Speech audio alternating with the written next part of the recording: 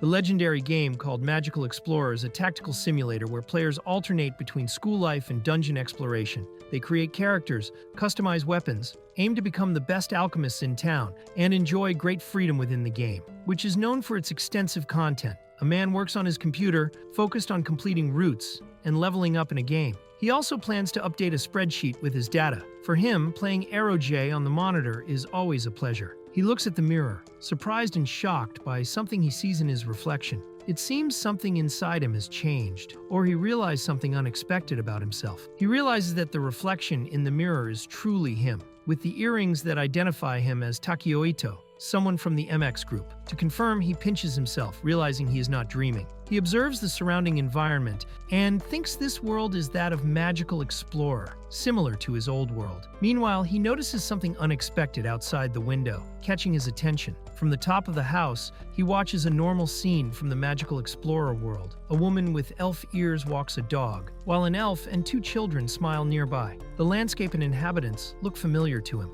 He gets excited, realizing he is really in the MX world. Enthusiastic, he celebrates the chance to meet the game's heroines, but soon has a sudden realization that surprises him. He remembers that MX is full of heroines and attractive female characters, including some who didn't even have routes in the game. With this, he realizes he's in an AeroJ and gets excited about the possibility of living something with them, feeling both thrilled and nervous about the idea. The protagonist falls into despair upon realizing he reincarnated as the best friend character in the game. He knows that, especially in AeroJs, the difference in treatment between the protagonist and the friend is huge, like night and day. He thinks about how AeroJ protagonists are absurdly perfect. Their skills appear even in the most ordinary tasks. The heroines fall for them with just a bit of kindness, and the plot moves forward with one convenient situation after another, always favoring the protagonist. While the protagonist is always favored, the best friend character lives in bad luck. He's never popular, girls don't approach him, and any sign of interest in another male character could cause outrage among players. This logic pushes the best friend into even more suffering. He fully understands why the best friend character never has a chance with the girls in games. Some become involuntary cupids. Others are mocked or ignored by the heroines. He himself got upset seeing an annoying character steal the protagonist's girl, even complaining on forums and support pages. Desperate, he kneels on the floor, unable to believe he reincarnated exactly as the protagonist's best friend. And on top of that, in an AeroJ. Looking at Takioto, he admits the guy isn't bad, but recognizes he belongs to the type who steals all the attention. Kusuke Takioto is presented as the typical best friend character, the comic relief always by the protagonist's side. He knows everything about the heroines, shares that information, and ends up seeing all of them being won over by the protagonist in the end. Despite being handsome, Takioto acts like a complete idiot and pervert, making offensive comments about the girls' bodies. As a result, everyone despises him, and he often gets beaten because of his behavior. With a headache and worried, he decides to stop lamenting and start planning his new life. Upon finding the acceptance letter from the Magic Academy, he realizes the story is just beginning. The prologue starts with the MX entrance ceremony. He's surprised to realize he's living an unseen part of the MX world. Neither the anime nor expansions showed this part. Excited, he celebrates the chance to explore something new and admits that, despite everything, reincarnating here wasn't so bad. He has 2 weeks until the entrance ceremony and knows the school where Takioto studies well. He watches impress the Grand Tsukuyomi Magic Academy, an elite school where the protagonist and other characters study. Realizing he is now part of this world, he gets excited about the idea of using magic, something he always thought was amazing. He panics, realizing that, unlike the game where he just had to click a button, now he doesn't know how to actually use magic. Worried about the possibility of being expelled on the first day, he decides to search Takioto's room for clues, since he must have studied magic at some point. He rummages through the room and finds notebooks full of useless scribbles. Takioto clearly didn't pay attention in class, and his notes are terrible. Outraged, he wonders how someone so dumb got accepted to the academy. Continuing the search, he finds a more recent notebook of Takioto's, surprisingly well organized. This makes him wonder if the guy changed his attitude. Soon after, he picks up a book he believes is Takioto's diary, and something there immediately grabs his attention. Reading the diary, he discovers that Takioto went through an extremely hard life. He lost his parents, was cut off from his mother's family, and his only living relative, his paternal grandmother, ended up hospitalized with dementia. Shocked by the content, he realizes how heavy and dark Takioto's life was. He recalls a scene in the game where Takioto got sad hearing a heroine talk about family. and now understands that was real, not a bug. Surprised by Takeyoto's hidden past, he keeps exploring and finds a book called Magic for Monkeys. Without hesitation, he decides to start with it. Seems perfect. He begins studying the book seriously and learns that all living beings in the air have mana,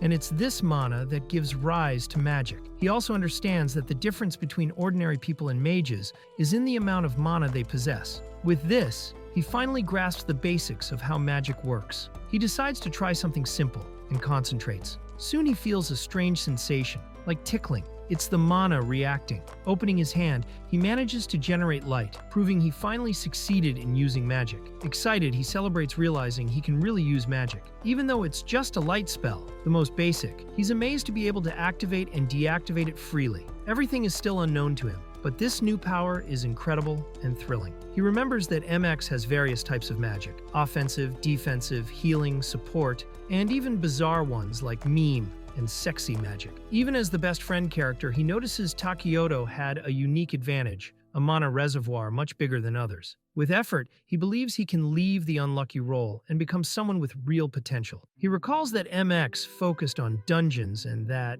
with enough strength, he could face them using teleportation circles. He thinks that, knowing the game deeply, he even knows places never shown before. Excited, he realizes he's really inside the game world. Not just the dungeons, but everything. He understands that his greatest weapon is his knowledge of the game. After beating MX several times, he knows exactly where to find every overpowered item, every strong skill, and all the potential needed to become the most powerful. With vast knowledge of the game and Takeyoto's huge mana reserve on his side, he realizes the size of his advantage. Determined, he decides he can try and will fight to become the strongest of all. Despite his desire to become the strongest, he recognizes the path will be dangerous. The most popular heroines were created to be absurdly powerful, and the protagonist, Iori Hijiri, is so strong he can even defeat the Demon King alone. The developer's favorite characters are completely unbalanced, making the journey even harder. Determined and full of energy, he declares his goal. He will become the strongest of all. Whether in dungeons, floating castles, or the World Tree,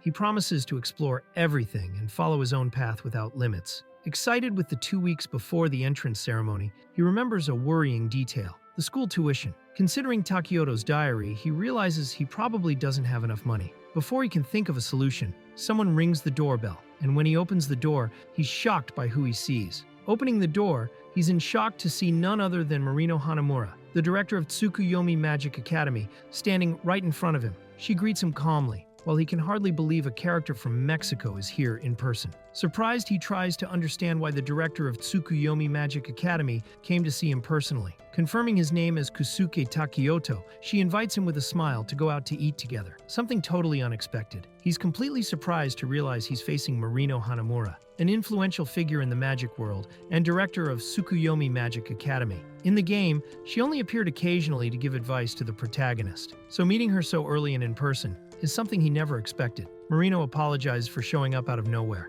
recognizing that her sudden visit may have been a shock. But before she can introduce herself formally, he panics and enthusiastically says he already knows very well who she is, trying desperately to calm her and avoid any misunderstanding. The page shows a humorous critique about the absurd cliches found in eroge game plots. The narrator comments that many of these games force supernatural or extremely unlikely situations just to justify sensual scenes. One example cited involves an exchange between families, swapping a son and daughter between neighboring houses, which conveniently places the protagonist in a harem. The narration ends stating these games create a super reality, distorting logic for the convenience of the story. The protagonist gets excited to learn he will have dinner with Marino-san, an important character from the game. He acknowledges that normally he wouldn't accept an invitation from a stranger, but remembers he now lives in an eroge world. Since he knows Marino well through the game, he feels comfortable and confident. She greets him with a smile and invites him out,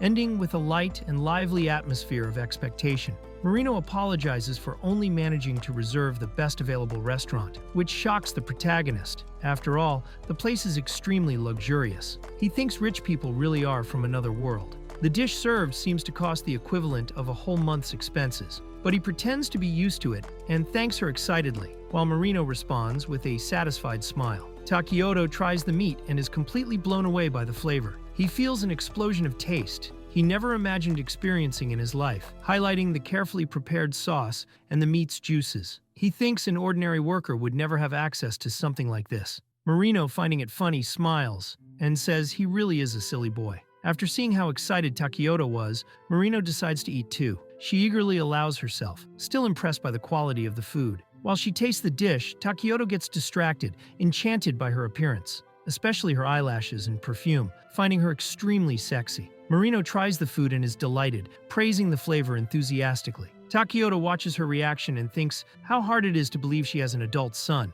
considering her young and charming appearance. He describes her as a typical eroge character, a beautiful woman of undefined age, with obvious beauty and youth. Takeoto is completely enchanted by Marino, feeling like he's in paradise for finally seeing up close a character he always admired in the game. He recalls that when he found out she didn't have her own route, he even sent many support forms and surveys to the developers, asking for more content about her, without success. Meanwhile, Marino notices his gaze and asks, confused, if there's something on his face. Takeoto realizes how strange he had been acting, staring at Marino, and immediately apologizes, saying he couldn't help it because she is so famous in the magic world. Marino, confused, asks if everything is okay, while he, still shocked, reflects that now she is not just a character on a screen. Marino is a real person in front of him. The scene ends with a light touch of their hands, leaving Takeoto completely surprised. Marino gently holds Takeoto's hands and tells him not to be nervous, affirming that their relationship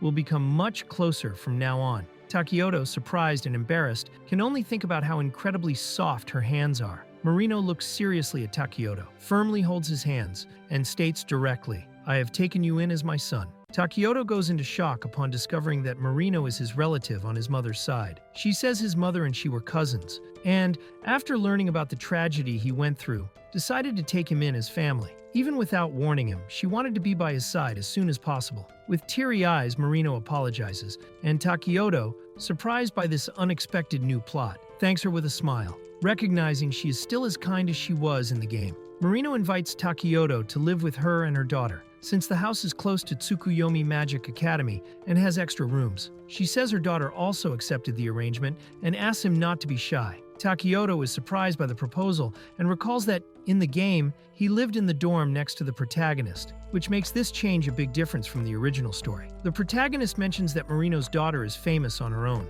Marino confirms, surprised, and reveals her daughter's name is Hatsumi Hanamura, an instructor at the academy. She is also an important character in the game, responsible for granting an essential skill to the original story's protagonist. The protagonist struggles with the proposal to live with Marino and her daughter, something that never happened in the original game. He considers this living route with mother and daughter a unique opportunity he needs to try. However, he realizes choosing this path could affect the main story's events, since in the original game, Takeoto lived in the dorm. This makes him hesitate, as changing the plot's course too much could be dangerous. The protagonist starts doubting his decision to live however he wants. He realizes this new timeline is unknown to him and wonders if it's right to deviate from the game's route so early. He knows about the story events and the triggers that activate them, so he wants to avoid doing something that changes everything drastically. Even having time before the main story begins, he fears that a choice made already in the prologue could affect the whole narrative's direction. The protagonist wakes up and finds Marino Hanamura and her daughter Hatsumi serving him a luxurious breakfast. Marino is lively and welcoming, while Hatsumi greets him with a simple, "Good morning." Even surprised by the whole situation, he wonders how he could refuse such an amazing offer. Marino notices his hesitation and apologizes, saying she didn't want to pressure him. The protagonist, confused, keeps thinking about what he should do now. Marino suggests that, while the school dorm application deadline is still open, the protagonist could test living with her and her daughter. He gets excited about the idea and accepts immediately. She then proposes exchanging numbers to arrange later, but he hesitates and says, "About that," indicating he might have a problem with a cell phone or something related. The protagonist confesses, embarrassed, that he doesn't have a cell phone. He explains he searched everywhere but couldn't find one. Marino reacts surprised and shocked, eyes wide in despair upon realizing the situation. Marino is shocked, thinking the reason Takeoto doesn't have a cell phone is a deep trauma. She believes his parents were killed by demons right after one last call, which would explain why he never answers the phone in the game and his extreme hatred of demons. The protagonist, on the other hand, is completely lost with her dramatic conclusions. Takeoto stumbles into the room, saying he drank all the water from the school well because he was thirsty, acting like a complete clown. The other students are shocked by his behavior, considering he had a tragic past. One thinks he's crazy. Another says he's a total airhead, while a girl tries to understand if he's okay. Takeyoto gets thoughtful, realizing how hard the life of the character he assumed is, feeling sorry for him. Meanwhile, Marino watches silently and thinks she would like to do something to improve his life, saying kindly there's nothing to worry about. Takeyoto explains he canceled his cell phone plan to save money, but now feels okay with it. He borrows her cell phone for a moment, and Marino is relieved and happy to see everything is fine. He in turn thinks how much he prefers to see her smiling. Marino decides to give Takeyoto a new cell phone as a gift to celebrate that they are now officially family. They go together to the store, and she chooses the latest model for him, leaving Takeyoto surprised and a bit insecure with such generosity. Marino says goodbye to Takeyoto after a fun day, saying she will need to travel for work. Before leaving, she gives him a large amount of money to cover his expenses for a week. But Takeyoto is shocked by so much money, saying it would be enough for a whole year. Marino, unfazed, already considers leaving the card with him, thinking the amount wouldn't be enough. Takeyoto says goodbye, surprised by the amount of money he received. Marino, worried, insists he can call her any time if he needs anything, no matter what. He reflects that Marino clearly lost touch with financial reality, but also realizes he is now connected to the powerful Hanamura family, which has great influence in magical, financial, and political sectors. Finally, he feels he now has the wind in his favor, even with some differences from what he remembered from the game. Takeyoto decides not to spend the money just on daily expenses. Instead, he wants to invest in something that makes him stronger, like weapons, armor, magical, or rare items. Based on his knowledge of the game and the data spreadsheet he created, he gets excited with the idea of seeing how far he can go on his own, since in this world, there are no guides or walkthroughs like in the original game. 2 weeks before the start of classes at Tsukuyomi Magic Academy, Takeyoto decides to strengthen himself as much as possible before then. He knows that when school starts, many different events will happen. For that reason, he plans to test his skills right away to be prepared and able to handle all the event flags that will appear. With money in hand and motivated, he takes the first step in his preparation. Takeyoto arrives at a convenience store called Save Inn, noticing how the country of Wakoku is similar to modern Japan, with the same currency, seasons, and even the same types of stores. The biggest difference in the MX world is the various races of people and the existence of magic. Excited, he finds his goal: magical instant noodles with tonkotsu shoyu flavor. Takeyoto stocks up on a large supply of instant noodles to focus 100% on magic training. Excited to have mastered the beginner light spell, he decides to test a new one, this time wanting something more thrilling. To him, when it comes to real magic, it can only be emission magic. Takeyoto gets excited about mastering offensive magic, the most flashy and coveted type of spell by every player. He knows the magical attacks used by heroines conquered the audience, and wants to learn too, even if he has to start with the simplest ones. Determined, he vows he will master this type of magic no matter what. Takeyoto decides to begin his magic training with the simplest spells, looking for something even he could use. Flipping through his materials, he finds beginner-level spells, like Water Gun and Fireball, and soon gets excited about starting there. Confident, he chooses the light magic and says to himself, "Too easy." Takeyoto prepares to use magic as he did before with light. He concentrates, gathers his mana, focuses his mind, and visualizes the magic. Pointing at a can, he fires with force, releasing the spell with great impact. Takeyoto is shocked to see the magic worked. Water really shoots from his finger. Excited, he celebrates the success of the water gun spell, finding it super useful. Soon he starts using it to water the garden, happy with the water savings and how practical the magic is. Takeyoto is frustrated because the water gun magic, which should be offensive, is so weak even using all his strength. He starts doubting his own affinity for water magic and wonders if other elemental magics like fire, wind, or earth would also be weak for him. Still, he gets excited about the possibility of mastering legendary magics, since he is in an Era J world, and maybe there is still something promising hidden. Takeyoto collapses on the ground, defeated and frustrated. He realizes none of the magics he can use serve for combat, and that even clearing a simple dungeon would be suicide. He remembers his bold goal of becoming the strongest and how distant that seems now. Amid all this, he feels relieved that the MX world isn't too dark, because in his current state, he would barely survive 10 minutes. It is revealed that Takeyoto, despite having a good mana reservoir, has no aptitude for offensive emission magic, a popular type of spell among players. This caused many to see him as a character useful only until mid-game.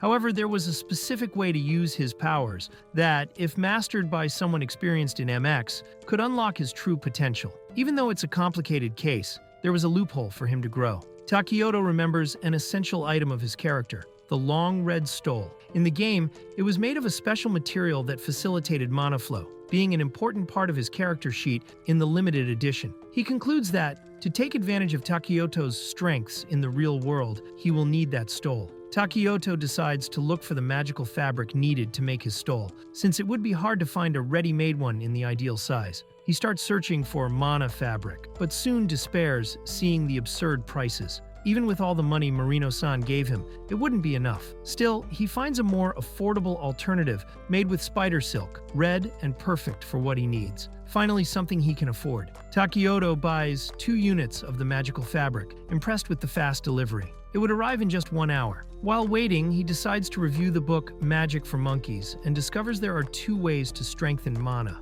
one of them new even to him. Excited, he states that intensive training will start as soon as the fabric arrives. Takeyoto goes out for a run, wearing the fabric he bought, but quickly realizes the long and flashy piece is bothering him and drawing too much attention. People around react strangely, and even a child comments there's a weird guy nearby. Embarrassed and feeling out of place, he decides it's better to look for another place to train. Takeyoto finds a new, quieter place to train. He activates a physical strengthening spell on himself and, excited, sprints at high speed, determined to improve his physical abilities with magic. Takeyoto continues training by running with the magical reinforcement active. He reflects that his current goal is to raise his level and acquire skills. To do this, he needs to make the most of the huge mana reservoir he has, focusing on enhancement and enchantment magics. He remembers that, just like in the game, there are 2 ways to increase mana. The first is leveling up by collecting magical particles. Takeyoto remembers the second way to increase mana, using magic until it is completely exhausted. For this, he decides to keep enhancement and enchantment magics active while running. Then, he tests casting an enchantment on his own magical fabric and is impressed to see he can make it as hard as iron. Even after running and continuously using magic, Takeyoto notices that his mana still shows no signs of running out. He's impressed with his stamina and gets excited about the possibility that, upon leveling up, he could add other elements like water and fire to the enchantments. To try to force more mana consumption, he decides to use abilities involving the enchantment, wanting to push himself even further. Takeyoto activates the skills of his stole, third hand on the right side and fourth hand on the left. He confidently states that these are the keys to his close combat fighting style, showing enthusiasm for his new way of fighting. Takeyoto shows he is comfortable using the third hand and fourth hand skills, saying he has already gotten used to moving them. Meanwhile, the narrator notes that in the original game, these skills were not available by default, and that Takeyoto used excuses until he simply managed to activate them.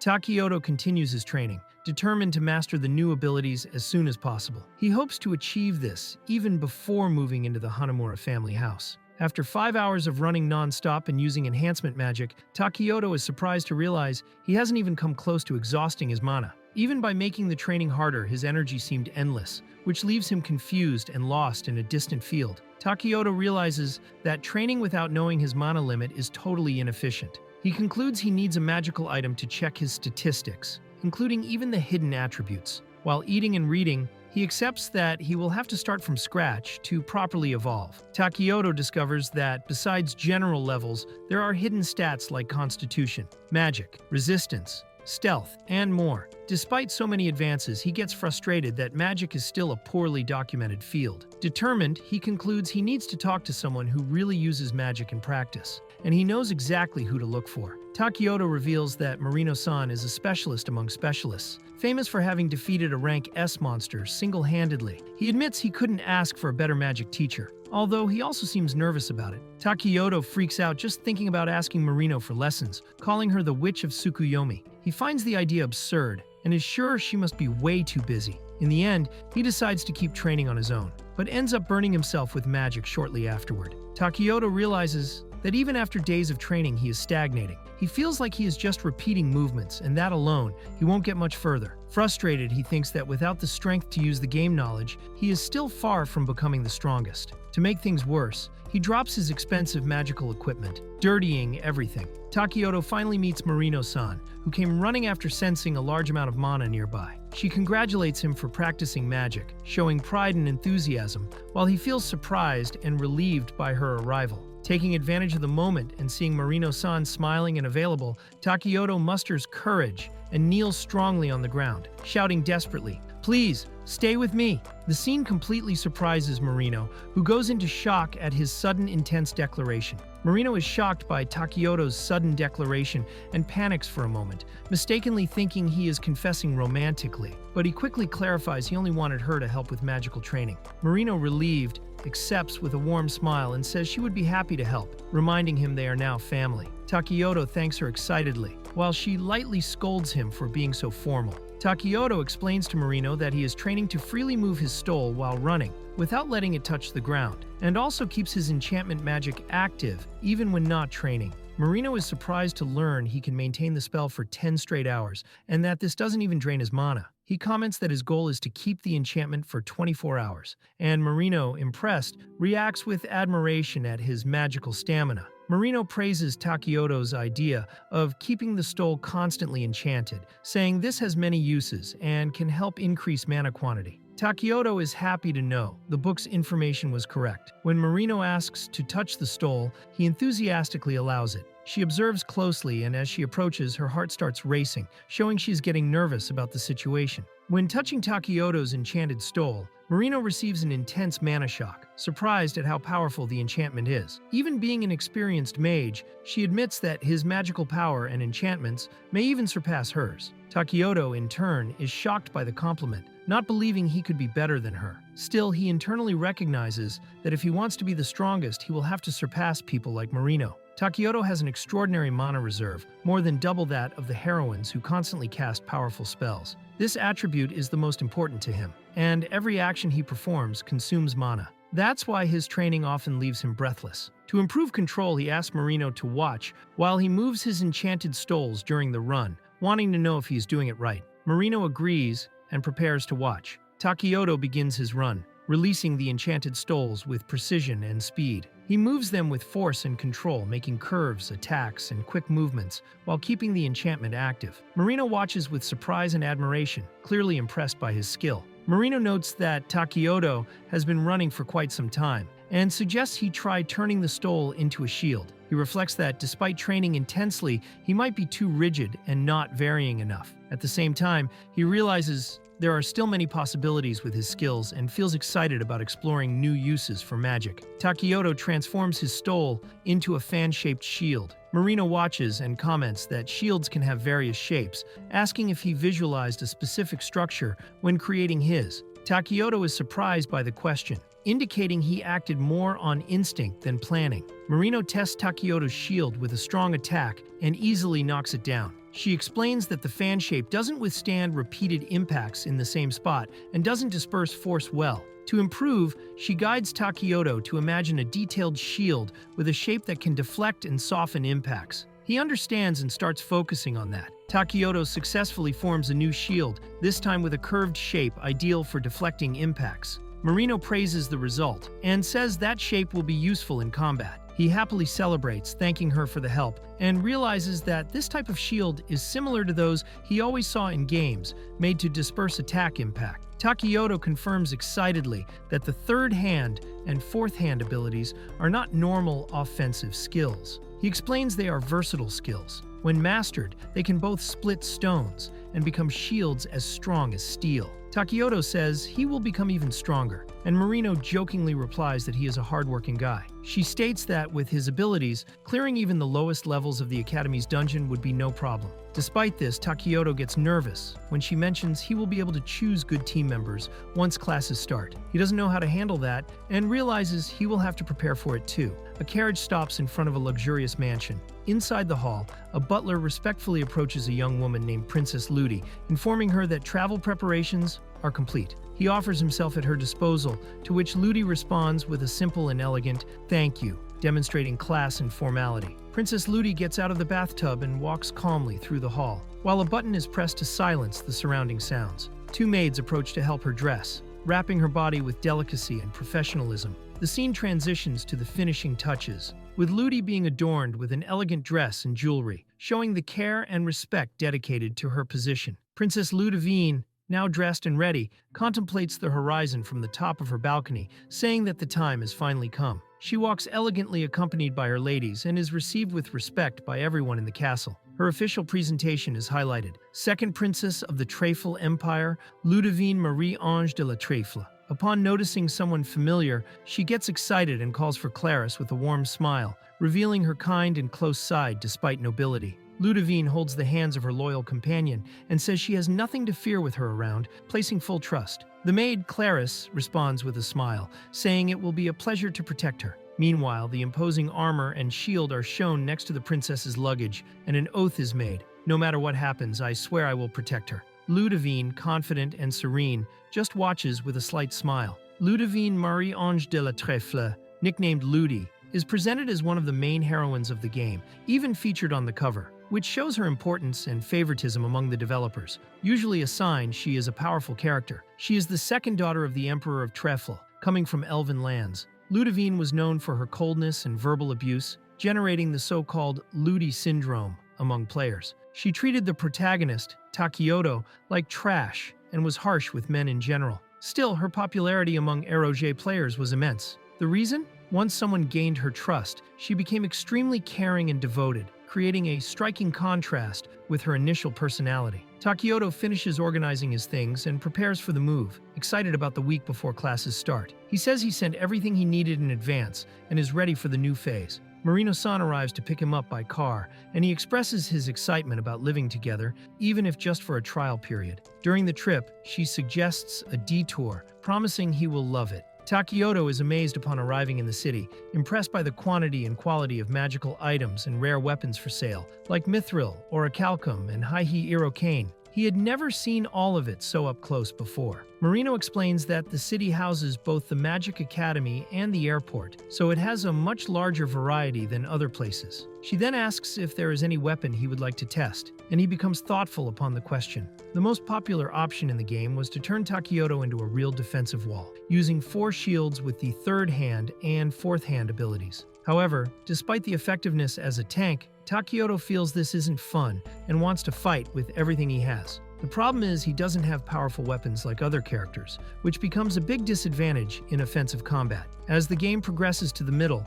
the heroines begin to stand out with unique weapons and powerful abilities. As a result, Takioto ends up being left out. He is expelled from the main group and relegated to exploratory tasks in the Magical Instruments Lab. With stronger characters taking his place, he is considered weak in comparison. Moreover, his annoying behavior also causes players to stop using him, showing how poorly he was regarded in the game. Takioto hasn't chosen a specific weapon yet, but believes that a close combat weapon would be the best option. Marino suggests he can focus on training both attack and defense until he masters his abilities. Then, she shows that she sewed the magical fabrics into the shape of a scarf and a stole perfectly fitted. Takioto is impressed and thankful. After that, they prepare to head to the Hanamura house, which is nearby. Marino warns that an unexpected event came up at work and asks Takioto to manage on his own for a while, promising to return later. She hands him a pamphlet for the Hanamura Hotel, which is her family's, assuring that they will accommodate him well and that they can meet there afterward. Takioto agrees and, upon seeing the hotel's name, is surprised, remembering his mother was also a Hanamura, although he knows little about her. Takioto arrives at the Hanamura Hotel and is impressed by the size of the building, finding everything grandiose. He recognizes that the Hanamura group is truly powerful. Upon entering the lobby, he is even more amazed by the place's luxury and decides to take the opportunity to study magic while waiting. While Takioto was studying in the hotel lobby, a strong explosion occurs in the building annex. Chaos erupts. People panic, and an employee starts evacuating those present. Takioto panics when he realizes he lost his cell phone amid the confusion and decides he also needs to get out of there as soon as possible. Takioto tries calling Marino, but his cell phone is completely damaged. While thinking about what to do, he notices 3 suspicious men in suits and begins to suspect they might be involved in the explosion. He discreetly watches them enter the elevator. Shortly after, Takioto hears a familiar voice shouting in the distance, which catches his attention. Takioto is surprised to recognize Ludy, one of the main heroines of the game, now standing before him. He never expected to find her there. Meanwhile, Ludy, with a serious and firm look, confronts a group of men with a direct accusation. "So you were going to betray me from the start?" Next to her, her armed maid and butler accompany her silently, ready to act. Takioto realizes he is in danger as the men in black appearing there are enemies on Ludy's route in the game. He tries to stay calm, but knows the situation is critical. Ludy, in turn, says she doesn't understand what they are thinking, but warns they won't get away with it, as she is accompanied by her trusted servants, Aurelian and Claris. Takeyoto recognizes this moment as an important event in Ludy's route and notices something else. She is afraid of men, actually a general phobia of people. Something caused this fear in her. Takeyoto remembers Ludy's past in the game. She was betrayed by someone she trusted, and as her route progresses, this story is revealed. In the original development, she even lost her virginity, which generated much criticism from players. Because of this, the devs changed her past and justified her fear of people with this betrayal. Takeyoto understands he is in the exact place where this event happens in the game. He only had indirect information, but by the situation, he is now sure the betrayal event is about to start there. The men begin to act violently, and Ludy's knight strikes one of them forcefully. When one of the bandits points a gun, the situation escalates quickly. The butler, Aurelian, takes action, raising his hand to cast defensive magic. Meanwhile, the maids protect Ludy, who is confused and surprised by the attack. The order is clear: protect Princess Ludy at all costs. Aurelian attacks Claris with magic, violently throwing her to the ground. Ludy runs to her, shocked, unable to understand the betrayal. Claris, injured and immobilized, hears the disappointed words of the princess. Ludy questions how someone who faithfully served the family for so many years could act this way. Ludy tries to understand the reason for the betrayal, believing Claris must have some reason. But Aurelian despises her, calling her naive. He knocks her down and brutally pins her to the ground, pointing a gun at her head,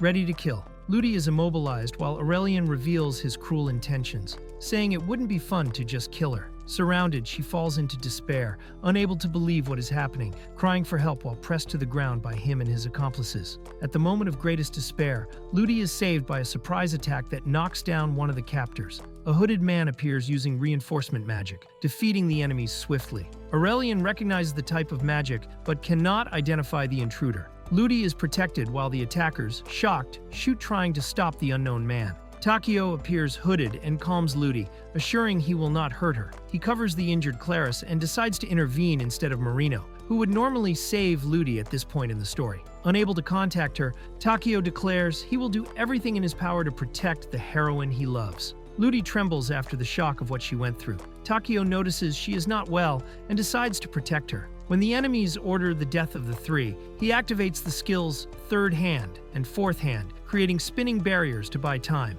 Takeo looks at Ludy, remembering how much she is his favorite character. He memorized her full name, her theme song, played all possible routes, and was moved by her ending several times. The protagonist realizes Ludy is in shock and can't help him at the moment. He protects himself with his enchanted cloak, but this prevents him from seeing the enemies moving. With the fire spreading and the enemies approaching, he understands it is only a matter of time before he is caught. To buy time, he activates his skills, Third Hand and Fourth Hand, preparing to execute his plan. The protagonist explains that Ludy is in danger and asks the injured girl for help. Even exhausted, she says she can use defensive magic while pretending to be unconscious. He then turns to Ludy and says he needs her to also do something, activate her mana, even if only for a short time. The protagonist asks Ludy to shout Aegis as a lure, but the real spell she must cast is Light, a simple light magic. He explains that just shouting is enough to fool the enemies. After that, they will have 10 seconds to act, and he promises to take care of the rest. Ludy activates her mana and begins the count.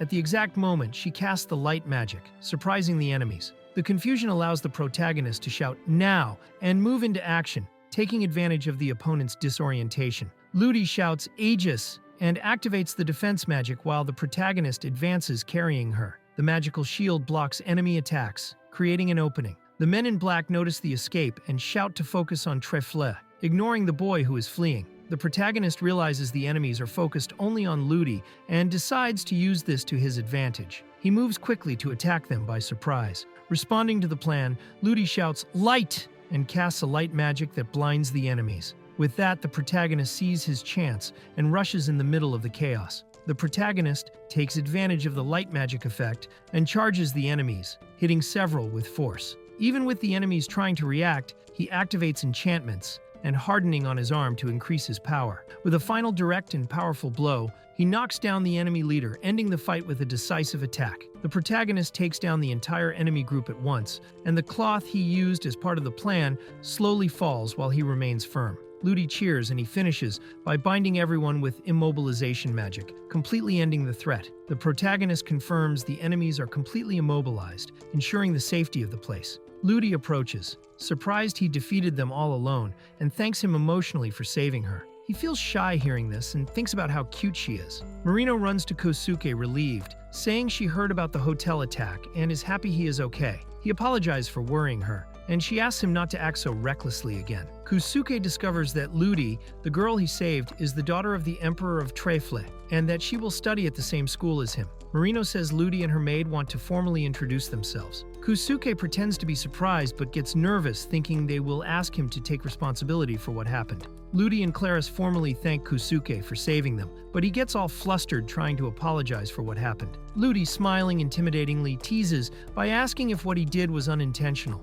Then she hands him a thank you letter from the Emperor himself. Kosuke feels relieved, but also scared by Ludy's intense and cute manner. Claris reveals the recent attack was carried out by a cult called the Church of the Evil Lord, and warns that there is still an enemy on the loose. The academy where Ludy studies may be in danger, and rumors say there is a spy infiltrated. Kosuke realizes he changed the original game story's course, which makes him uncertain about what will come. Marino states that his family has always been watched by this church, putting him directly in the crosshairs. Claris states that, having saved Princess Ludy, Kosuke will be seen as an obstacle by the enemies and will be in danger. She makes clear that, in an emergency, her main duty is to protect Ludy, but she also wants to protect Kosuke. Marino acknowledges the situation has become more complicated and points out that if Claris has to split her strength, she can't guarantee both will be safe. Ludy listens carefully and seems to reflect on the seriousness of the scenario. Marino surprises everyone by inviting Ludy to live with them. Ludy is shocked and unsure how to react. Kosuke panics at the idea,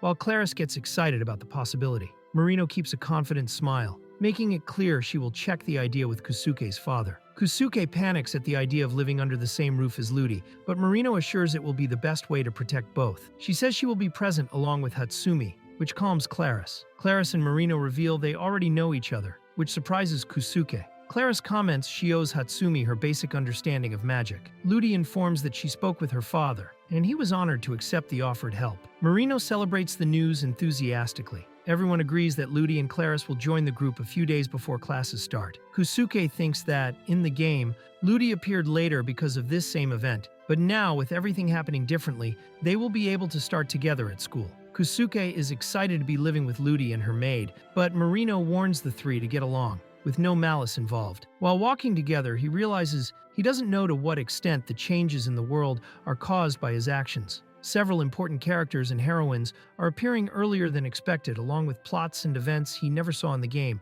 which makes him think, wait a minute. Kosuke sees the image of a new girl wielding a sword firmly with a determined look. He thinks to himself that, hopefully, he might get to know the other heroines too. The appearance of this new character makes it clear that the world around him continues expanding beyond what he knew from the game. The narrator explains that eroge is an expensive hobby, with games costing from $100 to $200. Players worry about money and social relationships, while the protagonists of these games generally wonder how to get close to the girls. After solving the money problem, the difficulty becomes choosing which heroine to follow. Even without having played the game, one must decide which seems most interesting, taking into account even the exclusive bonuses of each store. The character liked in the demo may end up being very different in the full game, and this can cause disappointment. Sometimes a route leaves such a strong mark that it prevents the player from following the others. Even so, these games are the most memorable. In general, characters have complicated pasts and unique abilities,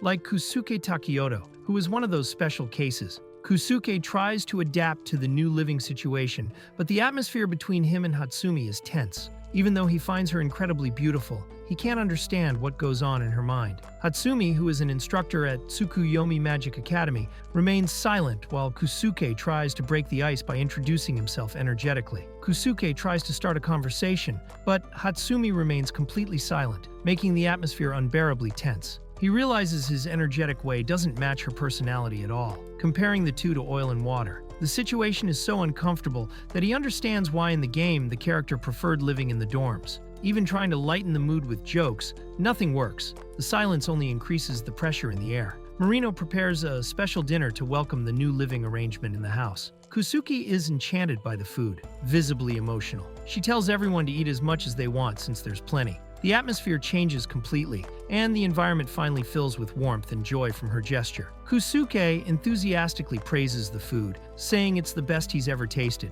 Marino gets shy and happy with the compliment, while Hatsumi eats silently but visibly satisfied. Kusuke is surprised to learn he's eating meat from a horned monster rabbit. Marino explains she chose ingredients he would probably like and also included Hatsumi's favorite dishes. Even shocked by the meat's origin, Kusuke recognizes he has been living very unusual experiences since arriving in this world. Kusuke thanks, relieved, after Marino explains she already told Hatsumi everything about his situation. Marino praises his effort, saying he is dedicated to training and studies. Kusuke asks Hatsumi to be kind to him, and she for the first time shows curiosity, asking directly why he is working so hard on magical training. Kusuke answers that he is dedicating himself fully to magic training because he wants to be prepared before classes start. Marino points out that the house they are in is perfect for that, with a library, enchantment laboratories, and even a nearby waterfall. While he gets excited about the idea, Marino receives an urgent call and needs to leave. Marino says goodbye and asks Hatsumi to show the house to Kusuke, telling her to act like a good older sister. Hatsumi is surprised by the request and thinks about it, while Kusuke panics at Marino's departure, calling her his lifeline. Even nervous, Hatsumi accepts the task, while Marino promises to return as soon as possible. Hatsumi calls Kusuke by his first name and surprises him by referring to herself as One-chan while guiding him through the house. He is confused by the sudden change in attitude, but relieved she is talking to him. Then she shows him his room, ending the small tour. Kusuke praises the house and gets excited about living together. Hatsumi shows her room and her mother's, which surprises him. She comments that Marino-san is very beautiful, even possibly mistaken for a student, but warns that she is much older than him. Then she asks if he likes older women, making the atmosphere slightly uncomfortable. During the conversation, Hatsumi asks if Kusuke is there trying to become her new father, which leaves him completely speechless. While thinking about it, he remembers that Hatsumi's father, that is, Marino-san's husband, was apparently murdered. Even so, he admits that Marino-san is totally his type, making it clear the situation feels like something from an J game. Hatsumi decided to continue her father's unfinished research after his death. On the official developer's blog for the game, it was revealed they had created a complex backstory for her, but the project managers cut everything. Kusuke reflects on his weakness after the fight at the hotel. Even being just the best friend character in the game, he doesn't want to lose to the original protagonist, Iori. He realizes he needs an ability to improve his combat perception and considers learning clairvoyance or the mind's eye, which Tori would only learn much later in the original plot. After reflecting on his weakness in long-range combat, Kusuke decides he cannot waste his chance to improve. He remembers that the Hanamura house is the best place to learn magic and, excited, asks Hatsumi to borrow a book about spatial magic, something he has wanted to study for a long time. Hatsumi looks at Kusuke coldly and says no, refusing his request. She explains that he acts more stiffly with her than with her mother, and that bothers her. Even surprised, Kusuke hears her ask him not to be formal with her either. He tries to justify himself by saying he was only following Marimo's orders, but Hatsumi insists he should treat them both the same way. Hatsumi approaches Kosuke and asks him to be more affectionate and call her Oni-chan. Embarrassed, he hesitates, saying it's a little awkward, so he decides to call her Hatsumi-Nisan. Although not exactly what she wanted, she accepts as long as he keeps it up. Kusuke feels relieved and follows her to the library, still finding her personality quite unpredictable. Kusuke is impressed by the size of the house's library and enthusiastically praises it, saying a normal house would never have something so grand. Hatsumi explains that he can read any book there, which surprises him even more. He asks if there are no important research data there, but she just responds with an as if it's no big deal. Kusuke gets excited to know he can practice mana control while studying. He confirms with Hatsumi if the spatial magic books are there, and she says yes, but the really important ones are not in that space. Even so, he gets motivated and prepares to start studying, surprised by magical hands summoned to bring books to him, making him even more excited. Hatsumi hands Kosuke a book, recommending it for studying spatial magic. She says she will also be working in that area and offers to answer questions. Kusuke is surprised by her consideration, even though she seems difficult to understand. Curious, he asks about her experience at Tsukuyomi Magic Academy. Hatsumi reveals that although she didn't make friends at Tsukuyomi Academy, she recognizes it's an excellent place for those seeking knowledge and strength. She highlights that there were many incredible people there. The academy offers more classes the higher the student's level, allowing learning of high-level attack spells and other advanced magic types. Kusuke shows interest in advanced classes, but admits his body doesn't handle magic well. Hatsumi offers to teach him, saying she's good at it, but he believes that even with help, he wouldn't be able to use it well. In the end, he concludes that focusing on physical training and dungeon exploration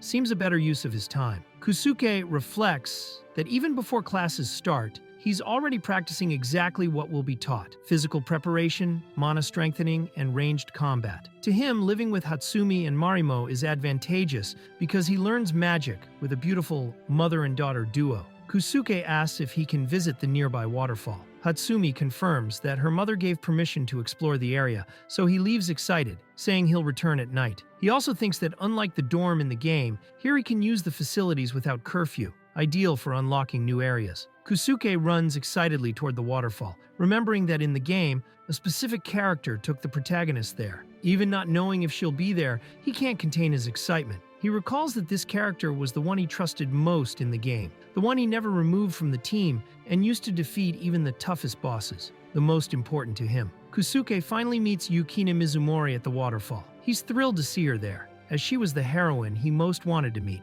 Yukina, one of the big three in the MX game, appears tying her hair with a serious expression while Kusuke calls to her excitedly, completely impressed by her presence. Kusuke watches excitedly as Yukina trains alone with the sword in front of the waterfall. She shows precision and strength in her strikes, clearly proving her reputation as one of the big three is well-deserved. He can hardly believe he's seeing the legendary Yukina up close, in the flesh. Yukina performs a powerful technique in front of the waterfall, with an intense and precise aura. Each movement is fast and sharp, showing her complete mastery of the sword. Kusuke watches admiringly, impressed by the strength and elegance of the warrior he so admired in the game.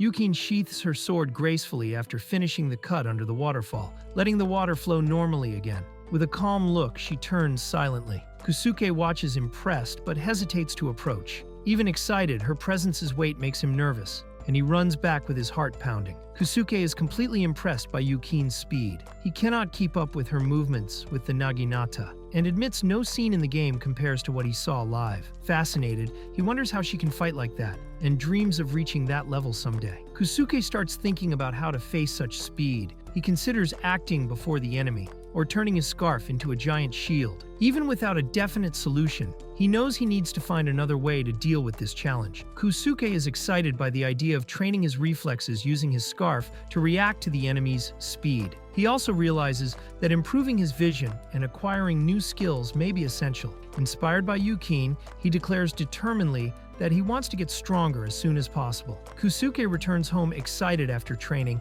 and decides he will keep working hard in the coming days. Since he was all dirty, he decides to take a quick shower. Upon arriving home, he notices Marimo hasn't returned yet and wonders if Hatsumi is still busy with work. The next morning, Marimo enters Kusuke's room with a warm smile, wishing him good morning. In a gentle tone, she asks if he slept well, showing her usual concern and affection for him. Kusuke wakes up early and greets Marimo with an enthusiastic good morning. She praises his effort for getting up so early, unlike her daughter who is still sleeping and only wakes if someone calls her. Marimo assures breakfast will be ready when he returns, and Kusuke leaves motivated to run a bit before starting the day. Kusuke takes advantage of the privacy moment to train intensely. He practices movements with full focus, excited not to have anyone watching. Confident, he hopes constant effort will lead to acquiring new skills. Kusuke unlocks the special skill Mind's Eye, considered extremely powerful in the game. It increases dodge chance, critical rate, and perception of enemy movements. For him, it's a perfect tool to fix his visual limitation when using his fabric wall, besides being essential in advanced combat. Kusuke is startled when surprised by Yukina Mizumori, who calmly introduces herself. She reveals she is a student at Tsukuyomi Magic Academy and praises Kusuke's effort for training so early. Kusuke introduces himself enthusiastically to Yukina, revealing he will enter the academy that spring. He can hardly believe he is talking to her personally. Yukina notices his excitement, but keeps the conversation polite, saying he will be a year younger than her. Yukina had sensed Kusuke's presence even before seeing him, and asks if he is connected to the director. Kusuke, a bit embarrassed, says the director only showed him around. He apologizes if he is disturbing the place, but Yukina answers directly, confirming this is her running route, and his presence makes sense since he used the mind's eye skill. Kusuke asks if he is not disturbing and if he can continue using the place. Yukina responds with a smile, saying she is happy about that, and comments that seeing him train motivates her too. Then she says she is about to take a break and asks if he wants to chat a bit. Kusuke eagerly agrees. Kusuke explains he has trained every day to get as strong as possible before classes start. Yukina notices he put weights on his stole, and he reveals his special skill is to freely manipulate this item. Proudly, he demonstrates how he can shape it in various forms, including for attacks. Kusuke molds his stole into a sofa and invites Yukina to sit. She is impressed by his skill, finding it amazing he can still maintain the enchantment even after so much physical effort. Yukina admits that in his place she would have run out of mana long ago. Kusuke comments he is honored to receive praise from the vice president of the morality committee and explains everyone admires the school's 3 main committees. Yukina is surprised he knows this, but says his reputation precedes him. Despite the praise, she responds humbly, saying there are still higher levels to reach. Yukina asks if Takeyoto is good with another type of magic, and he admits he is terrible with emission magics. Yukina demonstrates her affinity with water magic, but produces only a small stream of water. She explains she has a special magical constitution. They both laugh at the situation, showing they are understanding each other better. Takeyoto apologizes for not being more attentive, but Yukina answers calmly, saying she is having a lot of fun. He then gets motivated, promising he will train hard and reach the top of the academy. Yukina watches silently, visibly moved by his determination. Yukina, impressed by Takeyoto's determination, says that with such willpower, even an important position in the 3 committees could be within his reach. Excited, he promises to do his best to achieve that. He understands that if he really wants to reach the top, he will have to join one of those elite groups formed by the school's most powerful students. Yukina prepares to return to training and invites Takeyoto to accompany her. He gets excited and says he would like to ask a favor. With determination, he bows and asks her to teach him how to use the mind's eye skill. Surprised, Yukina asks if he is really sure about that. Yukina takes Takeyoto to a waterfall as part of the training. They stand under the falling water, and he shivers from the cold while complaining about the temperature. Meanwhile, Yukina remains calm and focused, demonstrating discipline and concentration. Takeyoto starts trembling from the cold, desperate to leave and questioning the meaning of it all. Yukina firmly scolds him for being distracted, telling him to clear his mind and keep his mana active. She demands full focus on the training under the waterfall. Yukina explains that upon mastering the mind's eye skill, Takeyoto will be able to sense it even with his eyes closed. The skill allows detecting enemy mana movements, giving an advantage in combat. At higher levels, it would be possible even to see through objects and predict the future, but she hasn't reached that point yet. Takeyoto, shivering from the cold, compares the skill to a psychic development game, but complains that it doesn't help at all right now. Yukina instructs Takeyoto to sharpen his senses and feel mana with the 7th sense. He tries to obey, but complains that just feeling his own mana is already hard, and that in his world there was nothing like that. Yukina insists that the 7th sense is an organ that detects mana. Cold and exhausted, Takeyoto says he will try, and she tells him to stop complaining and focus. Takeyoto trembles from the cold and becomes desperate, realizing he endured an hour under the waterfall with no results. Yukina then explains he is mistaken, as you don't learn a skill overnight. Still, she believes he can master the mind's eye, saying the important thing is to keep believing and practicing. Yukina commits to training with Takeyoto until he masters the mind's eye. She says there is still time before classes start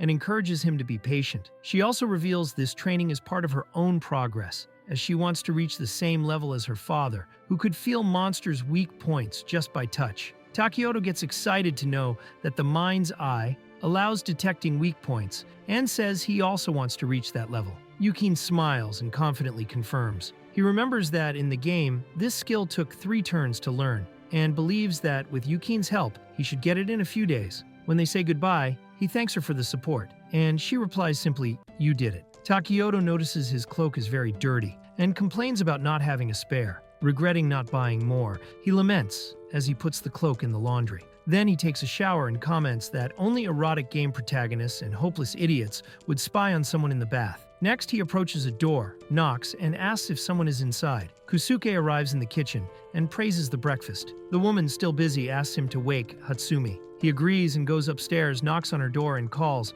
but there's no answer. He hesitates for a moment but decides to enter anyway. saying it doesn't matter. Kusuke enters the room calling for Hatsumi, warning that he will come in. Seeing she is sleeping deeply, he realizes she hasn't woken up yet. Kusuke is surprised to see Hatsumi sleeping in revealing clothes, trying to resist temptation. He approaches and tries to wake her gently, saying breakfast is ready. Kusuke tries to cover Hatsumi with the sheet, embarrassed by the situation. As he approaches, he ends up tripping and getting stuck beside her on the bed. Still asleep, she unconsciously hugs him, leaving him completely speechless, panicked, and not knowing how to get out of that embarrassing situation.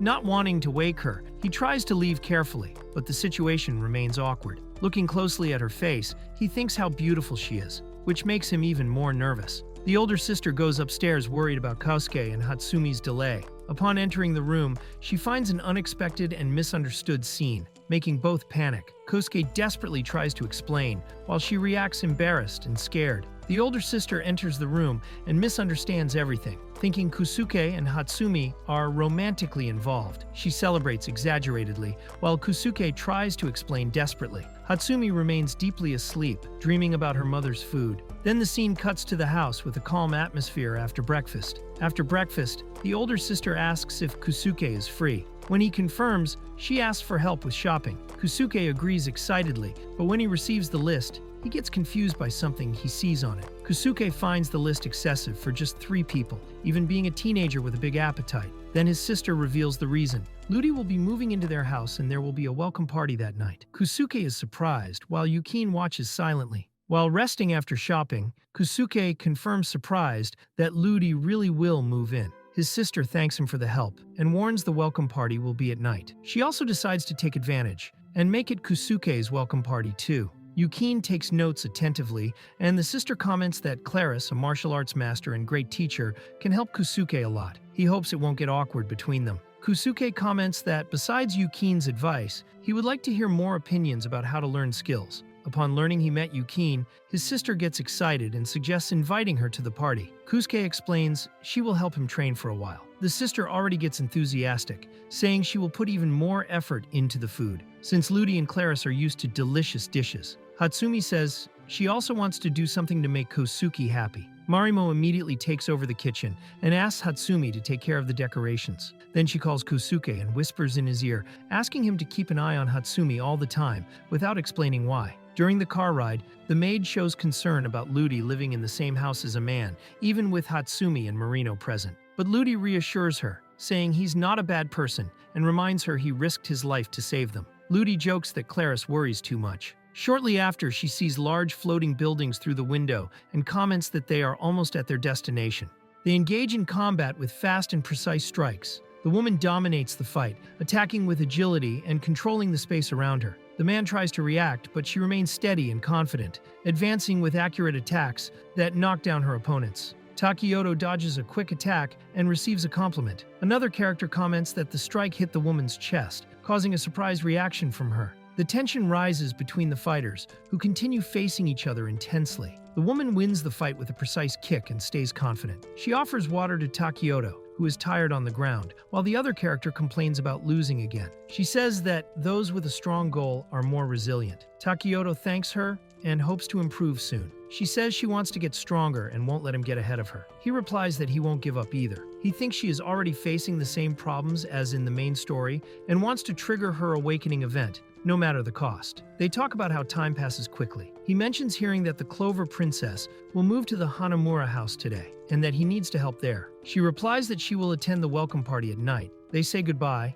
and the scene shows the activity at the Hanamura house. They arrive at the house and are impressed by the elegance of the elves, who are very beautiful and stylish. Kusuke meets Marino, who informs him that Ludy-chan and Claris-chan will arrive soon. Kusuke confirms he understands. Ludivine Marie-Ange de la Trèfle arrives, the second princess of the Trèfle Empire. She greets everyone elegantly and is warmly welcomed by Marino and Kusuke. Ludivine returns the shawl to Kusuke and thanks him again. She asks him to call her Ludy and says they will be classmates. Kusuke accepts the request, relieved, and she says she's looking forward to it. Claris happily reunites with Hatsumi, saying it has been a long time since they last saw each other. Hatsumi is glad to see her well. Ludivine tells Kosuke that Hatsumi was the one who taught Claris how to use magic, and he reacts surprised. Claris explains she had double the mana of a normal person, but was terrible at using it. Thanks to Hatsumi, she can now control magic properly. Hatsumi praises her effort, while Claris gets emotional and says she always feels that the Hanamura family takes care of her. Kusuke notices this is similar to how he feels.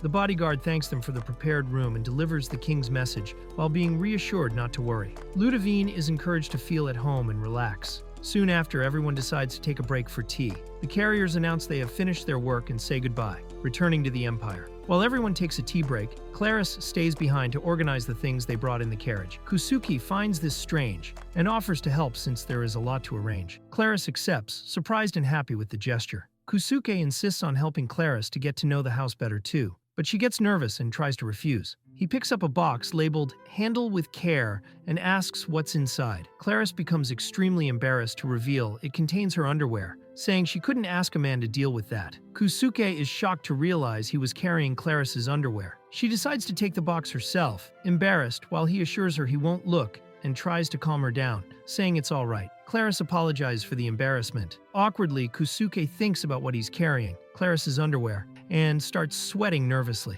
He points out the way to her room, and Claris, smiling and blushing, thanks him for being so considerate. Before going up, he asks her to be careful walking. Claris thinks she was worried about Ludivine living with a man, but feels calm because it's Kusuke. However, she gets shocked to notice something suspicious on his back, showing a surprised and nervous expression. Claris panics upon seeing her panties on Kusuke's head, screaming desperately and asking why that happened. Not understanding, he gets confused and tries to remove them, but Claris begs him not to touch. Claris becomes totally embarrassed and starts apologizing, saying she stained Kusuke's eyes with that awkward scene. Desperate, she even thinks about punishment for so much shame, but Kusuke tries to calm her down, asking her not to overdo it or bow like that. In the middle of the confusion, Kusuke and Claris stumble and fall on top of each other. Kusuke feels pain from the fall, while Claris gets embarrassed by the awkward situation, reminding him that this kind of accident keeps happening. Everything stays just awkward, without going further. Kusuke feels relieved for stopping Claris from overreacting,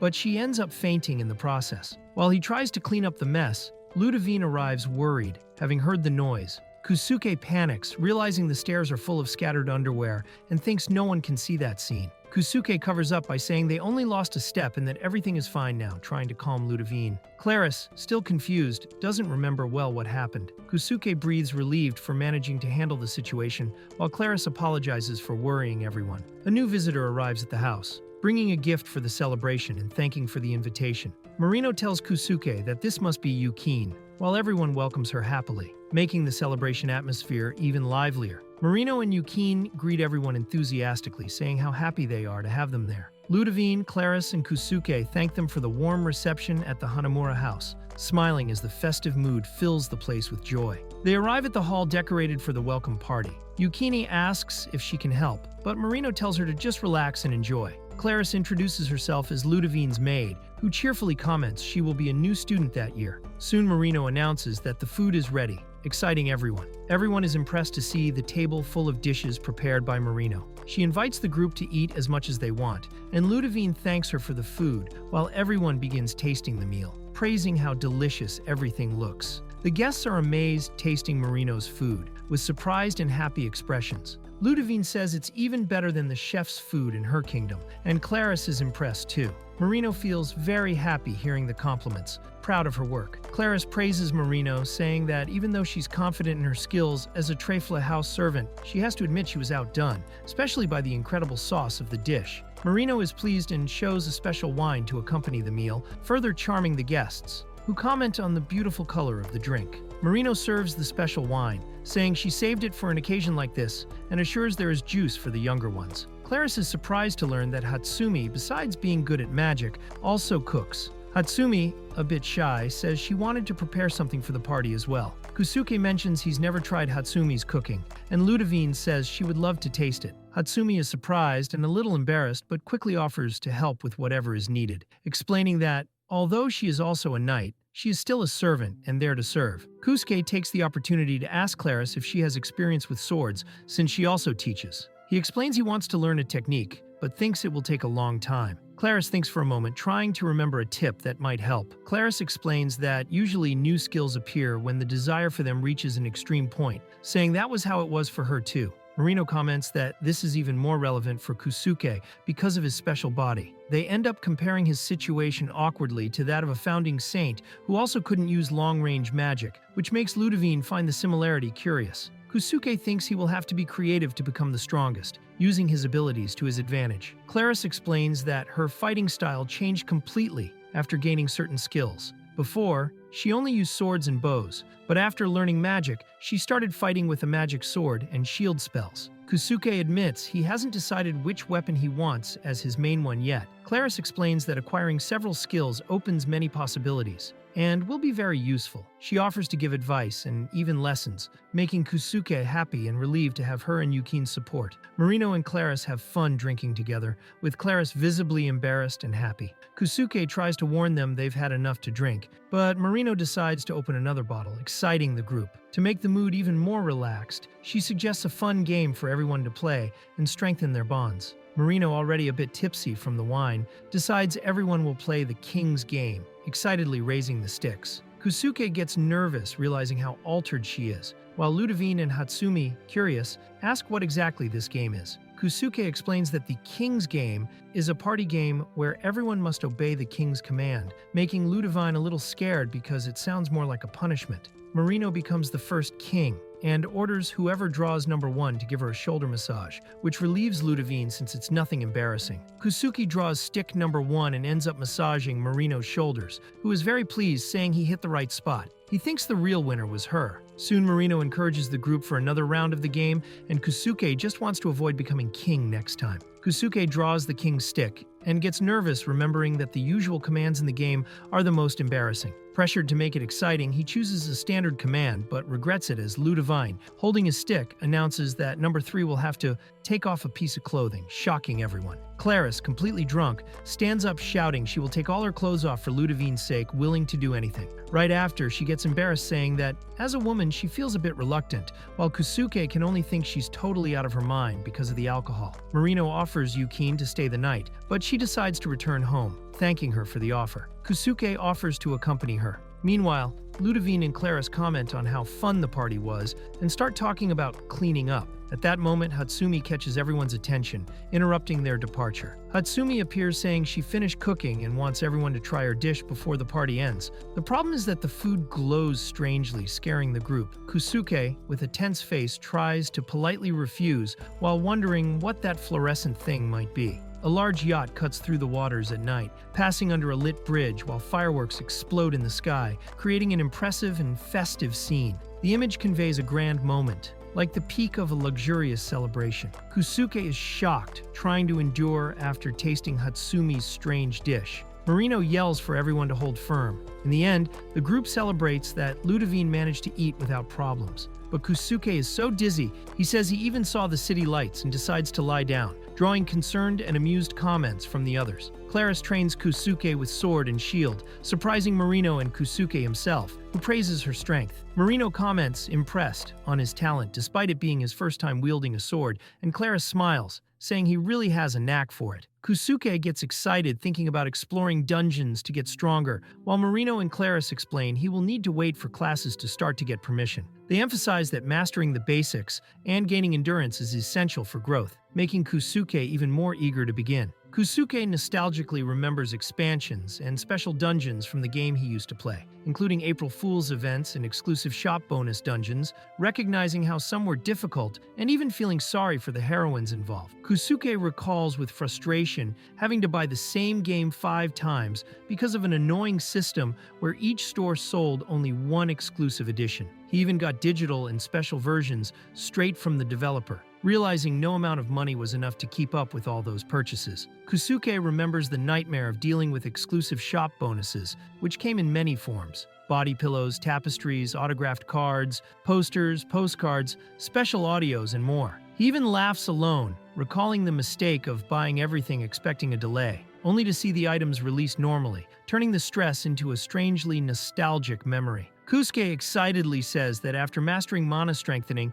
he wants to learn even more. Marimo, seeing his interest, approaches him and suggests something she has in mind. donation magic. She even brought a library book just for him, showing she thought of everything to help him advance his studies. Kusuke gets excited learning about the spell that allows transferring mana to another person, something like recovery and reinforcement magic. He decides he really wants to learn it to make good use of his large mana reserve. Soon after, he used the technique to supply his companions, thinking they can fight dungeon challenges without worries, while he acts like an MP battery for the group. Kusuke absorbs the new spell so fast he feels like it's going straight into his brain, surprising everyone with how quickly he's getting stronger. Meanwhile, Ludy also trains, trying to learn from Hatsumi how to shorten magical chants, showing the whole group is dedicated to evolving. Hatsumi explains that shortening chants is essential to cast stronger spells and praises Ludy, saying she's so talented she won't take long to get stronger. Ludy asked for the training to be very strict, which excited Hatsumi as a teacher. Kusuke, however,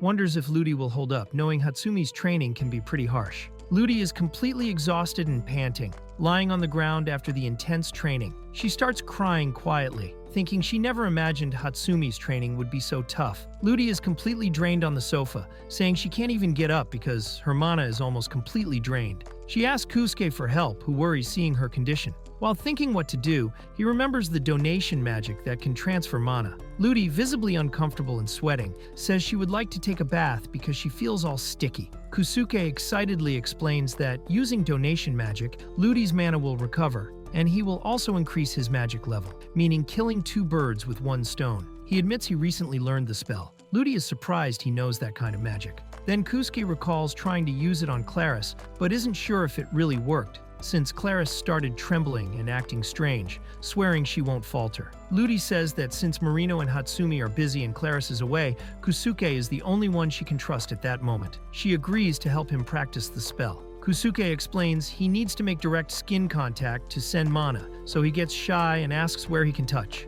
Ludy, a bit shy, offers her hand, which relieves him, and he thanks her, considering it a safe option. Kusuke becomes completely nervous holding Ludy's hand, noticing how delicate, pale, with slightly pink fingertips and a little sweaty it is. Ludy is confused, thinking it's just a normal hand, but also starts blushing. The tension rises and their hearts race, creating a very awkward atmosphere between them. Kusuke feels embarrassed for praising Ludy's hand too much and apologizes, saying he got excited as if it were a game. Ludy, blushing, asks him to just start already because it's embarrassing to be watched like that. They joke that it would be a disaster if Claris caught them, so Kusuke decides to act fast and continues the spell, holding her hand firmly. Kusuke begins using the mana donation magic, focusing on feeling the rest of Ludy's mana. Upon locating it, he directs his own mana to her. He mentally explains that it's a simple process, but very hard to control, because if he sends too much, the mana disperses into the air. If too little, it might not work. Still, he continues the flow, determined to help Ludy recover. Kusuke asks how Ludy feels after the mana transfer, but she replies uncertainly. To try to help more, he decides to increase the flow. When he does, Ludy immediately reacts, taken by an intense wave of energy that runs through her body, causing a strong tremor and surprise. Ludy jumps startled after the strong mana shock, holding her chest, panting and confused. She questions if that is really safe, feeling something clearly wrong in how her body reacted while trying to understand what just happened. Kusuke nervously tries to explain, assuring he didn't do any of that on purpose. Ludy, still uneasy, decides to give him another chance. She lets him hold her hand once more, while Kosuke breathes deeply and promises to fully focus on controlling the mana flow correctly. Kusuke tries to continue the mana donation spell but becomes extremely nervous with their closeness and Ludy's reactions, who starts sweating and making embarrassed moans because of the magical heat. He thinks that, this way, nothing will work because his heart beats like a drum. Ludy also complains, embarrassed, saying it's getting too hot while Kusuke asks her not to make such suggestive sounds during the process. Kusuke cheers Ludy up, saying she already recovered enough to stand up and that she only needs a little more to be fully recovered. He tries to concentrate, confident it will work, and even comments he is close to leveling up as well. To reassure her, he promises to do his best to make the process as easy as possible for her. Kusuke begs to try the spell one more time, saying it will work now and promising it will be quick. Ludy understands his desire to get stronger and ends up agreeing, relaxing and saying he doesn't need to worry. Kusuke happily celebrates, thanking her for the chance.